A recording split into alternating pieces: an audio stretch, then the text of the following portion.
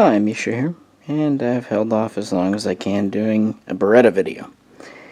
I've said in the past, even when ranking my submachine gun conversions, that this is perhaps my favorite because it not only is so close to the original and turned out so well, but it's interesting. It's Italian and has a lot of neat features. This is my Beretta MAB 38A Moschetto Automatico Beretta Modello 1938. Basically, it means Beretta automatic musket, which is basically Beretta automatic rifle, automatic carbine, submachine gun, firing 9x19 parabellum, today 9mm NATO, although in World War II this fired a hotter version known as the Model 38 round. So they went from kind of a weak version, 9x19 Glycinti, to a hotter version for this machine gun. And about a year ago we did a video talking about Marangini's development of the MAB 38, how it was based on the Villa Perosa and the Model 18 from the end of World War I, and talked about how at first, while the Italian military thought it was a great gun, they didn't see a lot of use for it. So it was purchased in quite small numbers through 1941-1942. And then production really ramped up. Part was the demands of the war, and part was this version here. This is my new semi-automatic conversion. This is a MAB 3842. And I did talk about these a bit in my original video, but I didn't hit on them too heavily at that time. So in this video we're going to talk more about the later production MABs. For more on the early productions, you can check out our original video. I just brought it out for comparison. Okay. Early on, this was what Beretta offered. This is what Marangini developed, and it was a late first generation submachine gun, which means it was pretty much hand fitted. It had a nice beechwood stock, had a high polished blued finish originally. It had a milled receiver. Pretty much all the parts were machined. It had a 12.4-inch barrel with a cuts compensator, a drift adjustable front sight, this barrel shroud. Some would have a bayonet lug like this version, others would not, many did not. Full-length wood stock, adjustable ladder rear sight out to 500 meters. Had a unique double trigger system, front trigger for semi-single shot, rear trigger for full auto. And before you say anything, the rear trigger has a ribbed feeling, is offset to the left, and the front trigger is smooth and offset to the right, so it's no more complicated than a double barrel shotgun with two triggers. It also has a safety up here.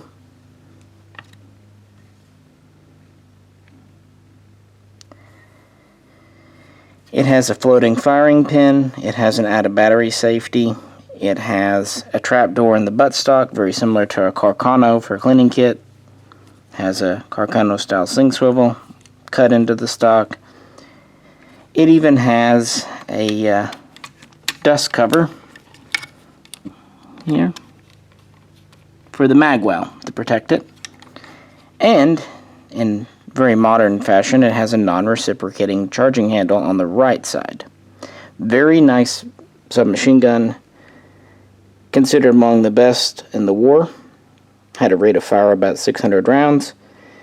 Because of the longer barrel and the weight of the gun, and because of the hotter loaded cartridge it fired, it was good out to about 200 meters, so a bit over 200 yards, so significantly more accurate and longer ranged.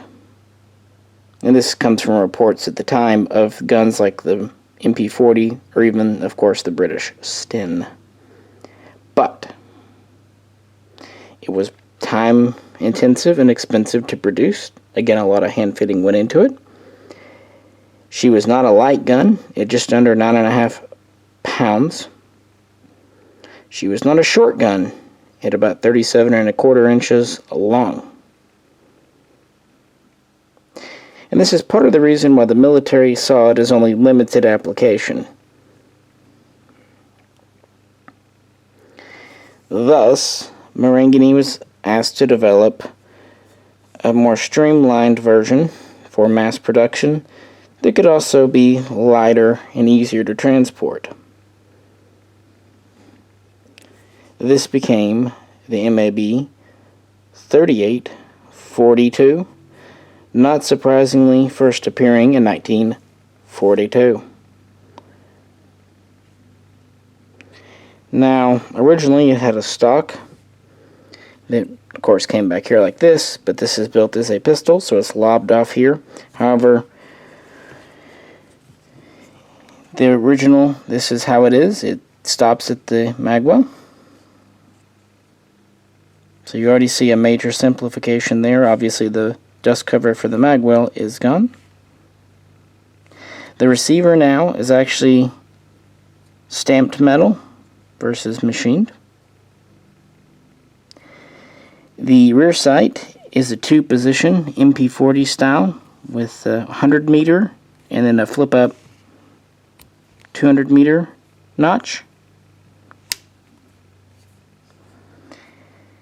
The bolt is much the same, except it went from having a floating firing pin in the 38A to a fixed firing pin. Likewise, it has much the same trigger group, with front being semi, rear being full. Still has the safety up here. Still has a non-reciprocating charging handle, although the style has changed, going to stamped steel. I will flip these over, it's just not right now. But a major difference is the barrel. We went from 12.4 inches down to 8.4. We've done away with the shroud. We have now gone to barrel fluting to help heat dissipation and to save on weight. And we've gone to simplified 2-port compensator versus this. Taking the 3842 down to about 31 inches long and losing over 2 pounds of weight, getting it down to about 7.2 to 7.3 pounds. They even experimented with what was known as the Special Model 1 that had an MP40 style underfolding stock, although it never went into full production.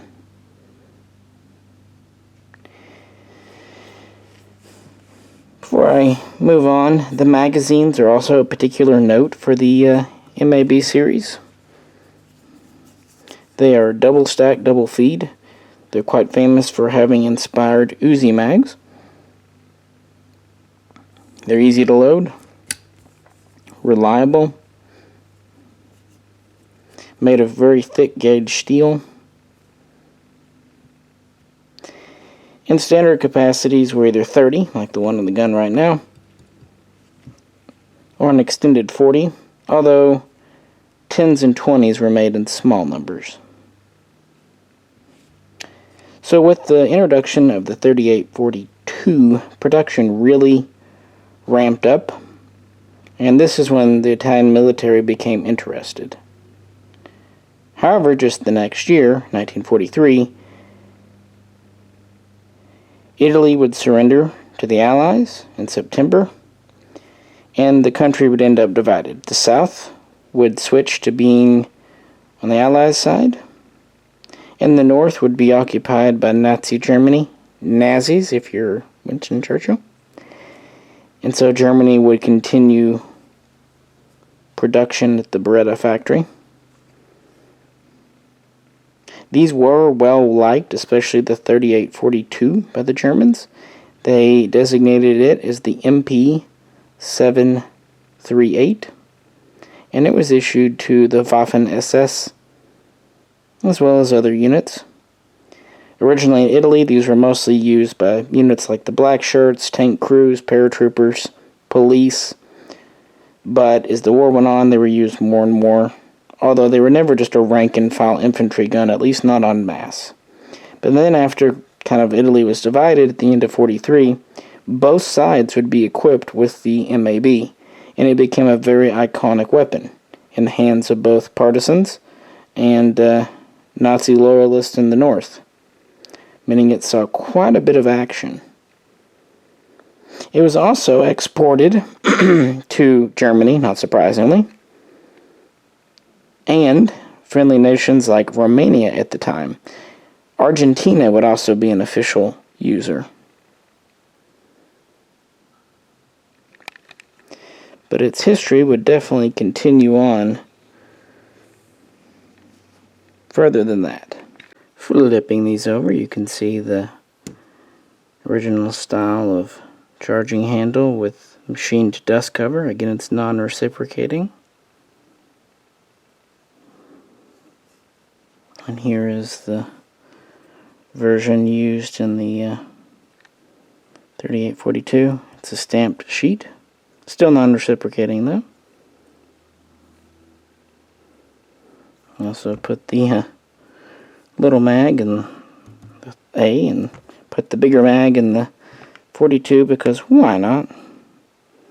Typically, you either see this style of pouch, which holds two 30 rounders, or often after and even during the war, they would use British pouches kind of meant for the Sten or Bren gun because they hold the 40s quite well. Heck, they even used modified Bren pouches for the BM-59. So Beretta would continue to build the MAB under Nazi occupation. And then in 1943, they would introduce a slightly updated version that they called the 3843, although the military's never really distinguished. It did away with these barrel flutes just to save a little machining time, so it added a little bit of weight back, but made the guns a little quicker to produce. Then in 1944, the 3844 would be introduced. It would have more changes, but mostly to do with the internals. Originally, the Beretta used a long bolt, about 9 inches, with a small self-contained recoil spring. That's this bit you see poking out of the back here.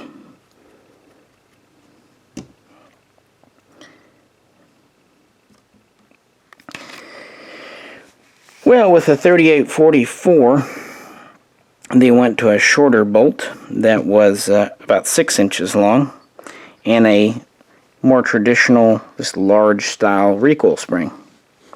And when they did that, they ended up using a new end cap here. It's one from a parts kit. Single piece instead of two. So basically with the 3844, you had a new bolt, new recoil spring, new end cap. Otherwise, the receiver was the same, so much so that you could take the bolt bits out of a 42, 43 and put them in a 44 and vice versa. Now, some 44s at least also had a simple notch rear sight without the secondary flip aperture. Also, some of them did away with the inletted sling swivel in the back and went to an external swivel, like it's on the back of this pistol here. And they did away with the storage compartment in the buttstock. So basically they eliminated a lot of the machining steps for the wood stock. Still made of beechwood. By this point though, the bluing would have gone from a high polished blue to a much more brushed, polished, kind of matte blue-black, kind of like black oxide. And again, the 3844 would have an unfluted barrel. The thing is, Beretta was still a relatively cottage industry even when it was mass producing these, so there will be transitional models and changes and kind of unique things. There's a lot of contradictions and just little things here. Anyone who collects Berettas knows exactly what I'm talking about. So between 1944 and 1945, under German occupation, over 230,000 MABs would be produced. And the newer versions, or the more, quickly made versions, Germany would designate as the MP739. And even when they were doing the 3844, Beretta had an eye. The war was going to end. They had an eye to the post-war market. They also experimented again with the MP40 type underfolding stock, known as the Model 2. Well, following the war, they kept the 3844 in production, and then they introduced a slightly updated version known as the 3849. Had a few new features. It was now offered with the walnut or beech stock. Had a new cross bolt type safety versus the lever type, but was essentially the same gun. Kind of giving up on the MP40 type stock, they went to a grease gun, an M3 type stock, and this was offered as the Model 3. Now later, Beretta would rename the 3849 to the Model 4 so it wouldn't seem as dated, basically. And these would be mostly for export. They would send some to Syria, Iran, Pakistan. But the Italian police and military would buy a few. And the final real version in the series was the Model 5. This introduced a grip safety up here, kind of middle of the stock,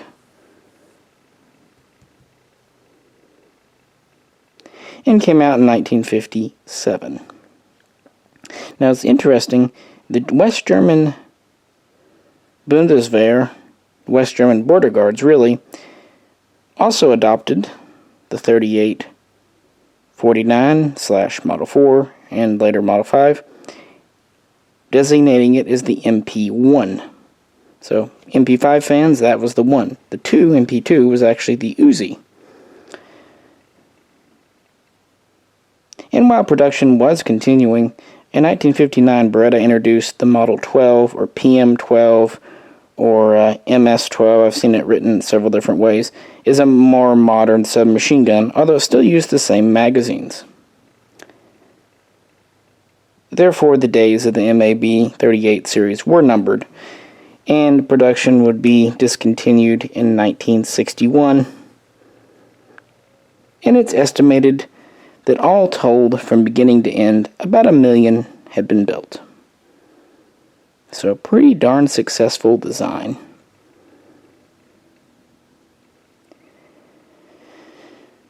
And whereas the 3838A was a late first generation gun, the 3842 and later 3844 were decidedly early-ish second generation guns. They had pretty much all the characteristics. They were streamlined for mass production. They were mass produced, stamped parts versus milled, and they were designed to be shorter and lighter for mechanized use.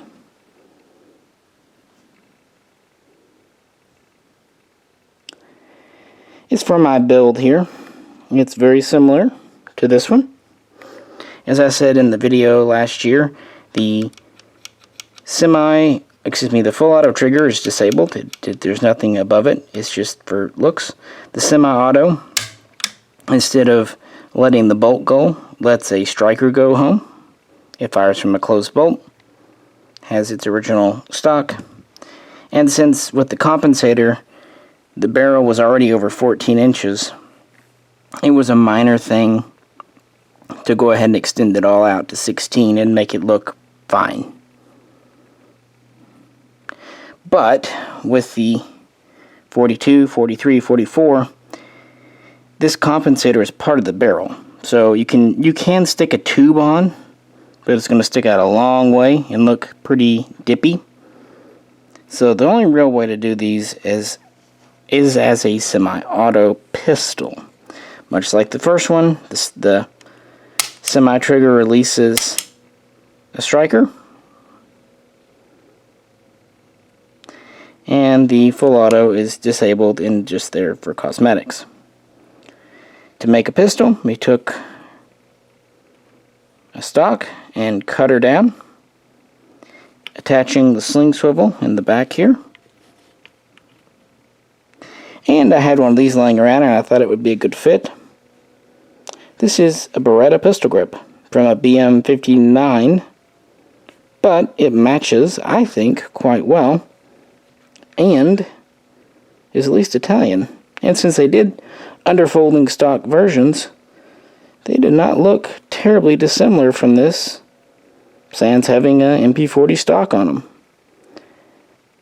And if I ever wanted to SBR it, it's not a hard conversion to pull some screws out and stick an original stock back on. But again, you wouldn't want to do that unless you had a tax stamp, because ATF. So for now, having a semi-auto pistol is pretty cool. Much like with the original up here, the receiver tube is original. It's recovered from a DWAT. Barrel is original. Pretty much all original. Just reworked to be semi-auto only.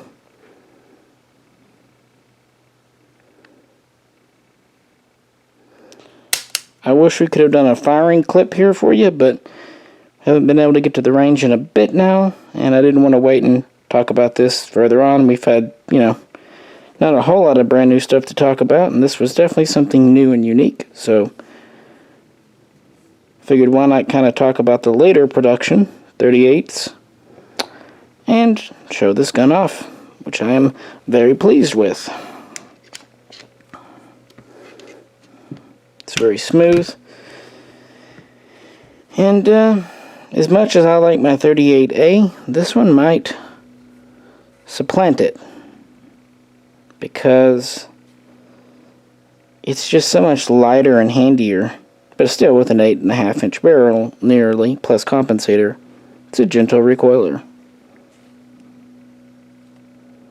It's original sling too, came with the gun, DWAT. Pistol grip has a storage compartment in it. Again, it's from a BM59, so yeah. But these are nice to convert because of having totally separate semi and full auto triggers, meaning you can pretty much leave the semi alone and just worry about converting the bolt over to a striker. I guess you could do a hammer fire too, but strikers seem to work well with these because of the big massive bolt and the whole recoil system, how it's set up. It disassembles just like an original. You just press in here and twist the cap off. I do disassemble this one up here in the original video. If you'd like to see the guts, you can check that out. I'll post the link in the comments section or in the description. But yeah, we really do like Italian stuff around here, and these submachine guns are always a lot of fun. So yeah, let me know what you think. Any questions or comments, let me know. Hope you're having a good one. If you could, like, share, and subscribe. And if you'd like to help support the channel, please check out the link to our Patreon page. This is Misha, and we'll catch you very soon, hopefully at the range, next time.